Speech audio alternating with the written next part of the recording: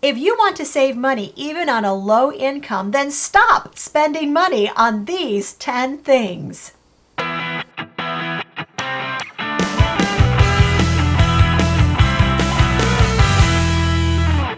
Hi, I'm Hope. And I'm Larry. From Under the Median. We raised our 4 sons debt-free, including paying cash for our home when our income averaged under $40,000 a year. Each week, we tell you how to live with a spirit of joy and abundance on a shoestring budget. All right, Larry. 10 things that we want them to stop spending money on. Now, we will preface it by saying, do we spend money on these 10 things? No, we don't. We do not. So we are not telling you to do anything that we are not already doing. All right, the first thing is? Prepared meals. Yes. We don't spend money on those entrees that you find in the frozen section of your grocery store. That's right. Or those kits that you can buy to like fajita kits and taco kits and Chinese meal takeout kits. Hamburger helper. Yeah, well, that's a whole nother thing. But so these kits are convenience foods, right? Really, we buy them thinking, I'm just going to use them like that one night of the week when I'm really tired. But honestly, how many nights of the week are you tired? Every night. Every night. Thank you. Yes, every night. And so it winds up being like a bad habit. So you buy one of them and pretty soon you're buying 2 of them and you're buying 3 of them and you're buying 4 of them and you are spending a whole lot of money because the honest truth is you will spend less money putting it together from scratch and feeding your family whole foods. Even if you cook those foods ahead of time, it's still far better for you and far healthier for you, not only for your health, but also for your pocketbook. So I was going to say, so how much money is estimated, according to your research, that people will spend on a month on convenience foods? Okay, so we're talking like just these sort of meal kits and the prepared meals from the frozen food section, that kind of thing, $200 a month. Wow. Yeah, so that adds up to about $2,400 a year. That's right. That's a lot of money. So the second thing that we don't spend money on? We do not go out to eat. Now, do we never go out to eat? No, not ever, never. But we don't make it a habit of going out to eat. So for us, eating out is something that is planned. And that's the first strategy that we teach people, is that it's not if you're never going out to eat, because that's not going to happen. You're not going to go through like 365 days and never ever go out to eat. At some point during that time, you're going to go out to eat. But we tell people, plan for it. Make this something that you put on the calendar, that if you have kids, you count down the days until eating out so they know that that treat is coming, but that treat is not going to happen 1 or 2 nights a week. So how much money does the average person spend a month on eating out? Okay, all of our calculations, I actually extensively researched each of the points that we're sharing with you. And I calculated it for a family of 4, so you know. $291 a month. And I honestly got to tell you, I thought it would be higher than that. But I checked at a couple of different places. So family of 4, almost $300 going out to eat every month. So they save... They would save about $3,500 a year, and $291 a month is really one of our monthly categories, pretty close to what we would use in one of our budget categories. That's right. So if you just stop going out to eat and say you cut it back to even once a month going out to eat, look at the amount of money that you have to either put toward paying off debt or to put toward your goals. It's huge, huge. Mm-hmm. Number 3, we don't spend money on cable television. We've been married 32 years, and how many of those years have we had cable television? None. Not even a month's worth. We have never had cable television or satellite television. And in fact, until about 2 years ago, we never ever paid for a premium channel. We never had like Amazon or Netflix or Roku TV, or anything like that. Or Hula. Yeah. But one of our sons actually bought Netflix, and he said, hey, if you want the family plan so we can all have access to this account, it's actually within the parameters of the Netflix subscription for me to go ahead and put you on the account. We were all living in the same house at the time, and he said it's like an extra $3 a month. So it's the first time in 32 years we've ever paid for anything like that. So it cost us like $3 a month, and we just paid the difference between his account and the extra for the family membership. So what would cable television? What's the average cost that the person pays?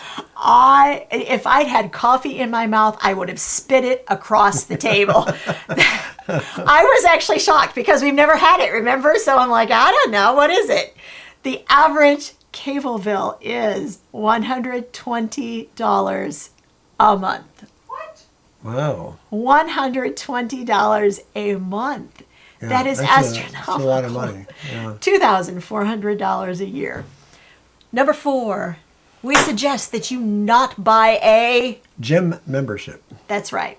Now, are we against like exercise? Oh, no, not at all. No, not at all. No. Do we pay for our exercise? Not on a monthly basis. No, we don't. Okay, so give them some ideas of how we actually we are a pretty physically fit family, and we do exercise regularly, but we don't pay to do it. So what do we do? Well, Hope does a video online if she can't go outside and take her how many mile walk that you take. Right, several. She takes a pretty good walk, and she walks briskly. I ride a bike all the time, so I can ride as much as 100 miles in a week the way I ride, 20-mile, 30-mile bike rides. So and the least that I'll do is about 7 miles in a bike ride. So with all that regular exercise, we're doing pretty good. I mean, they say about 20 minutes a day is considered good. And so you can actually get that cardio in, and you can find resources to be able to do it so it costs you absolutely nothing. Mm-hmm. Number 5. We don't buy expensive clothing. We do buy clothing. Yeah. But we don't. Aren't you glad? But we don't buy expensive clothing. Most of our clothing comes from... Well, used markets. We have a Mission Mart, Goodwill. We used to buy from Salvation Army till they closed the store. But basically we buy used, or if we buy new, we buy it very carefully. But we don't buy the top-end name brand labels. That's right. So, but actually there are some name brand labels in our closets. Well, yeah. But we didn't pay a top brand label name price for them. No, someone else did. And then they donated it to a resale shop or to a secondhand clothing shop, and we bought it there. So I actually looked up. The average family of 4 spends $125 a month? Yes. Woo! Okay, That's so a lot more I than will what we tell you spend. that for years now. Now, we only have 2 children left at home. We've raised 4 boys. Well, we're raising the last 2. We have four boys. The last 2 are gone, the oldest 2. And so we still have 2 children at home. But even when we were raising all 4 boys and all 4 boys were at home, I think the most our clothing budget ever was $360 a year. Yeah. I figured $1 a day, we can do her for that. Mm-hmm. So shopping carefully, and if you know what you're looking for, you can really score some fantastic deals at thrift stores. In fact, we have a video on our top 10 tips and strategies for shopping at thrift stores. So be sure to watch that video after you're done with this one. I'll link it above, and I'll put a link in the description of this video. Yep. We do not spend money on... New cars. No. Mm-hmm.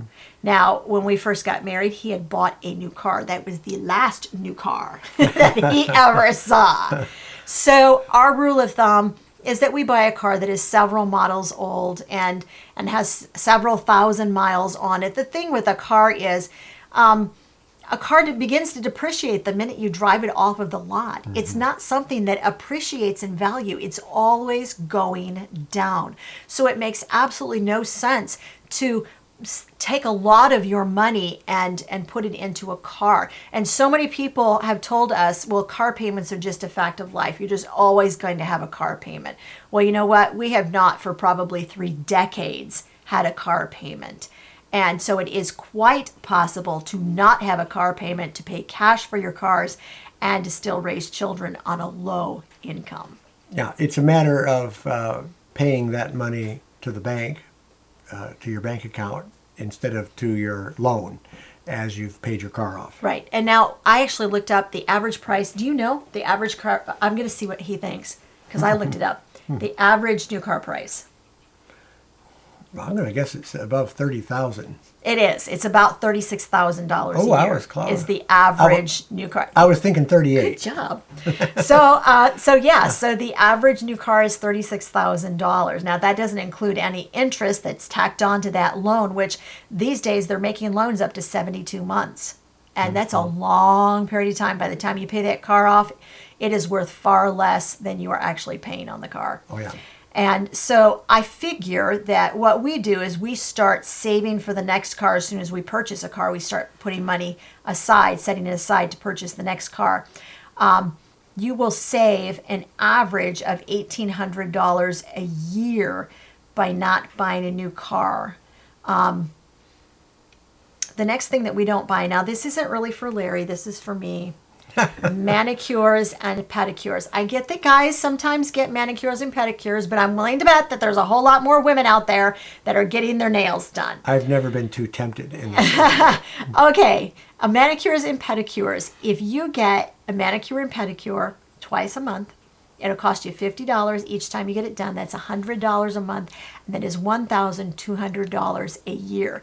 I actually have found places to buy incredibly expensive name brand nail polish and get it at a discounted price, and I would suggest that you look at your local Big Lots because they are always getting in very expensive nail polish, and you will pay a fraction of the price at Big Lots that you would at retail stores. So check Big Lots and you can get all of your supplies for doing your nails there. Number 8. Haircuts. Haircuts. Now, there's actually one person in this home that pays to get his hair cut, and that's Larry.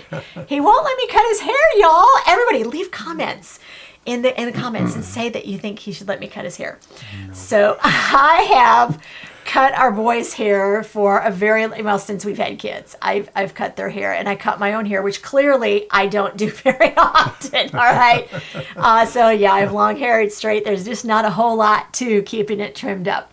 But the average haircut actually for boys, they figure $26 plus a $4 tip. Now, I will tell you, I mean, honestly, when I looked at the prices, I sort of had to go with what the average was online. But I know that there are $10 haircut places and things like that. So I know that. So, I'm not going to ditch you if that's where you're going. But if you're going to a regular stylist, you figure about $30 after you pay the tip for a boy's haircut. And for a haircut for ladies, especially if you're getting anything done to your hair, the average cost is $50. So I use that. And for considering the two boys and me, that's $550 a year that we are putting in the bank instead of paying somebody to cut our hair. Mm-hmm. The next item is that we do not take fancy vacations. No fancy vacations for us. Now, we did before we got real tight with our budget. Yeah, before we told our money where to go. So we weren't always... we were spending it. We shouldn't have gone. We weren't always doing this. But we camped. So we weren't spending a ton of money, but we went tent camping and went out of state and went to some national parks. Yeah, so we have taken vacations. Did we take vacations when we were raising the boys? We did, but they were very limited. They were not fancy vacations, like a Disney cruise, anything like that. We did not do anything like that. The average family of 4, what do they spend on vacation? $4,500. Look, he's reading my research notes. My God. Yes, that is the average cost of a vacation for a family of 4.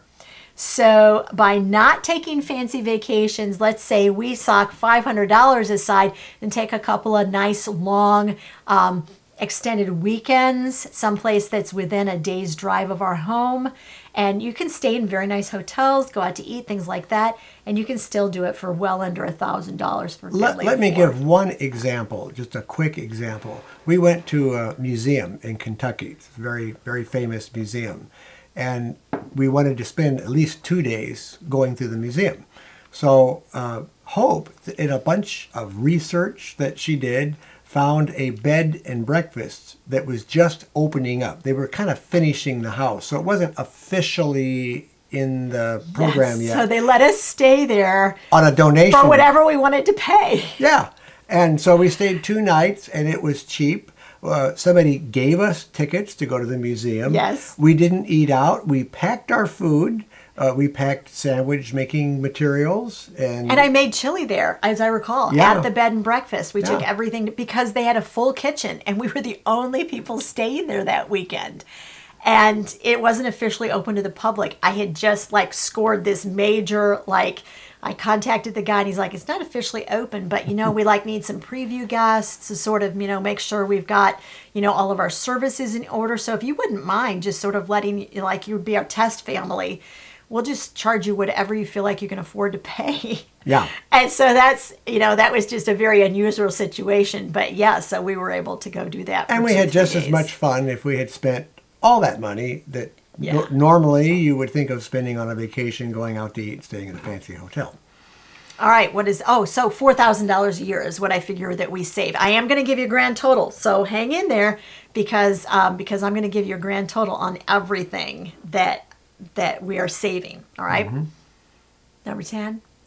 We do not do Starbucks. However, she has a Starbucks cup. What's up with that? It came from a garage sale. Yeah.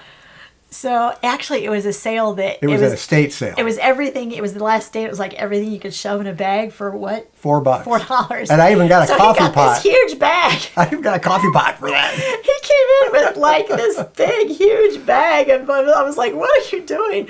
And he said, "I stopped in a estate sale, and I thought, oh, holy cow!" I mean, because there was stuff sticking out of the top of the bag, wonky, and I thought, what in the world have you done? How much did you spend on this stuff? So he starts dragging it out and he sets it on the table and the whole table's filled with this stuff from this I got a Mona Lisa print. I know. How do you top It was that? not an original. That would be good, wouldn't it?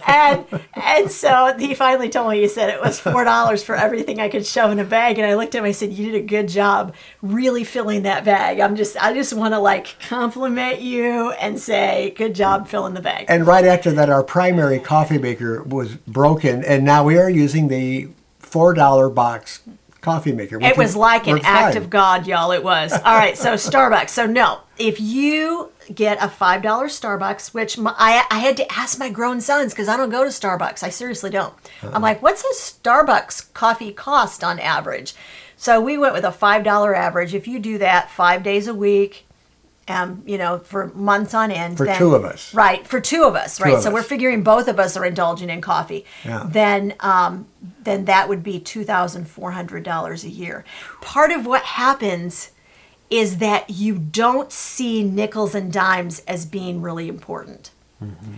But we have learned through the years that those nickels and dimes are actually strategic tools that you can use to get from where you're at to where you want to be. Yes.